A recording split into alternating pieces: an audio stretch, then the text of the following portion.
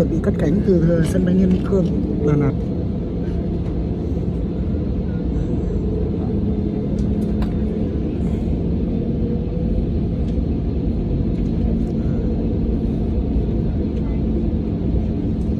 Xem quá trình cất cánh máy bay nhá.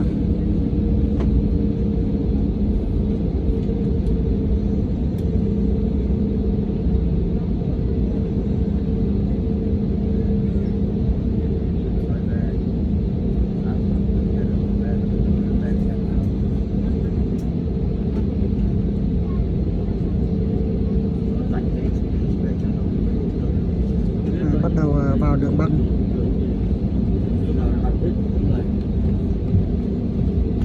Đường băng rất dài. Nhìn thấy cái tháp kia, xa xa kia là tháp không lưu.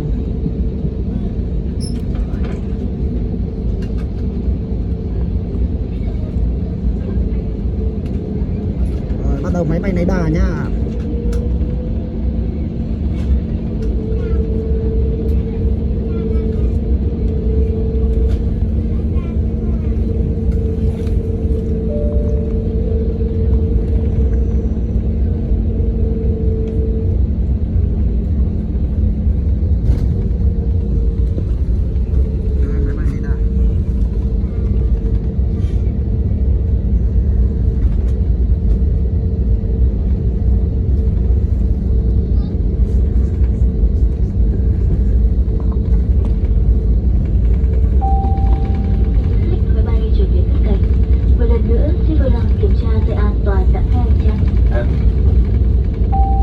Cabin crew, sit for takeoff.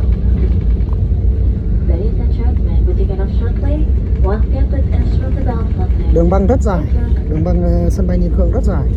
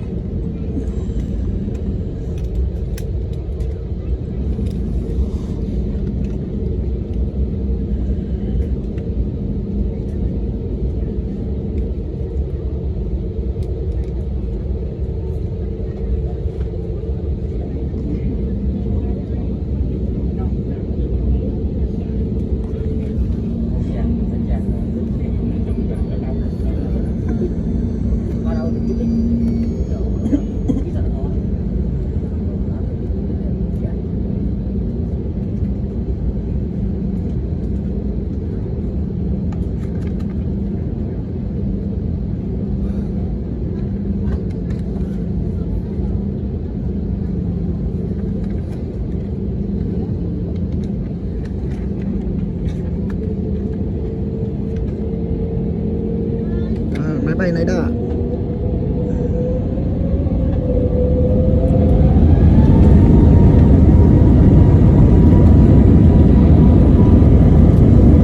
Đang lấy đà để đạt đủ tốc độ là sẽ cất cánh.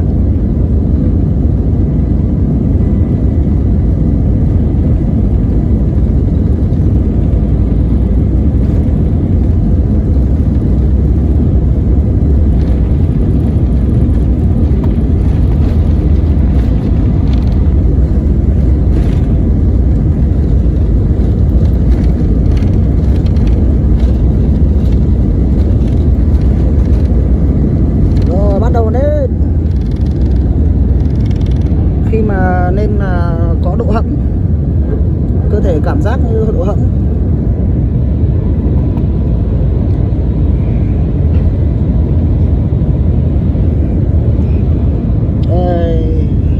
trên cao nhìn xuống Đức Trọng nhá.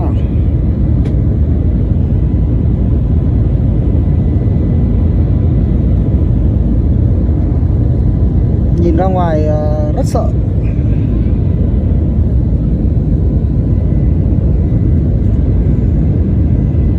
Toàn cảnh Đức Trọng nhìn từ trên cao rất đẹp, đồi núi chập trùng.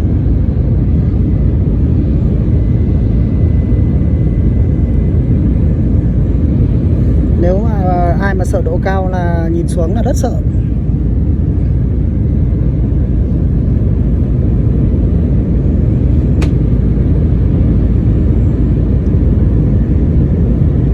Rồi máy bay đang lấy độ cao, khi đủ độ cao là sẽ ổn định.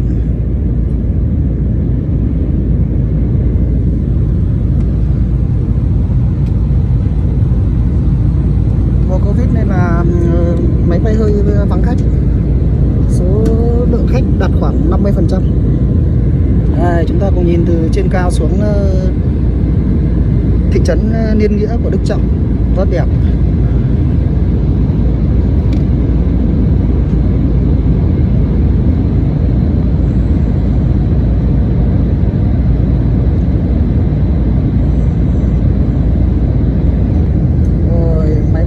Cao gần đủ rồi.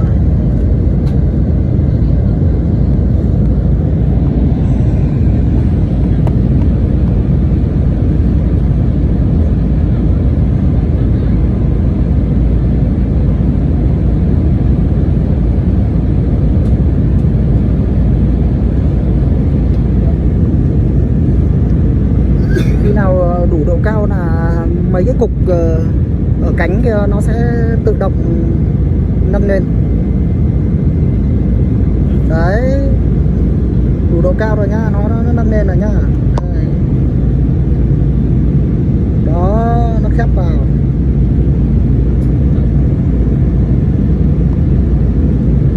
Đẹp quá, nhìn từ trên cao xuống cao nguyên Lâm Viên rất đẹp.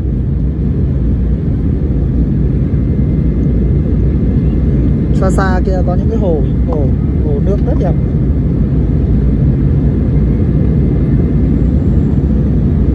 Hôm nay thời tiết nắng trong xanh nên là quan sát từ trên xuống rất rõ.